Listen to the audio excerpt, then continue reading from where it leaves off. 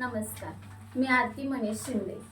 माझा देखाव्याचा विषय आहे राखू पर्यावरणाची गुणवत्ता, वाढेल निसर्गाची सुबत्ता। या ठिकाणी तुम्हाला वाहने वगैरे दिसत आहेत, तर वाहनांमधून आपल्याला ध्वनी प्रदूषण आणि वायू प्रदूषण हे होतं, म्हणून या ठिकाणी लोगो वगैरे लावलेला आहे। हे वायू प्रदूषणाचा बोर्ड, इथे ध्वनी प्रदूषणाचा बोर्ड। आणि आपण रस्त्यावरून चालत असताना चिप्सची पॅकेट वगैरे खात असतो, तर आपण कचरा कुंडी जरी आपल्याला दिसत असली तरी आपण सगळा कचरा रस्त्यावरती टाकत असतो।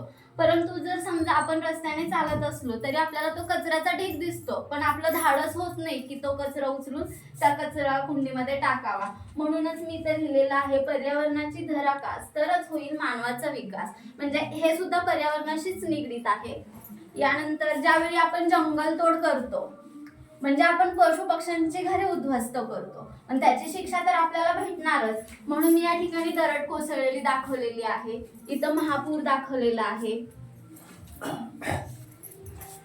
त्यानंतर आपण नदीमध्ये सांडपाणी किंवा कारखान्याचं पाणी असेल ते मी इथं सोडलेलं आहे नदीमध्ये। इथपर्यंत नदीचं पाणी हे स्वच्छ दिसत आहे। इथं सांडपाणी सोडल्यामुळं ते तिथून हे झालेलं आहे। त्याच पाण्यामुळे झाडांची अवस्था अशी झालेली आहे, म्हणजे ते सुकलेली आहेत, वाळलेली आहेत। या ठिकाणी जंगलतोड दाखवलेली आहे। हा डोंगर म्हणजे बहुतांशी बऱ्याचपैकी नद्यांचा उगम हा डोंगरातून होत असतो। इथे थोडंफार जंगल आहे। अशा प्रकारे म्हणजे पर्यावरणाचं संतुलन आणि निसर्ग आणि पर्यावरण यांचा समतोल दाखवण्याचा प्रयत्न केलेला आहे। धन्यवाद।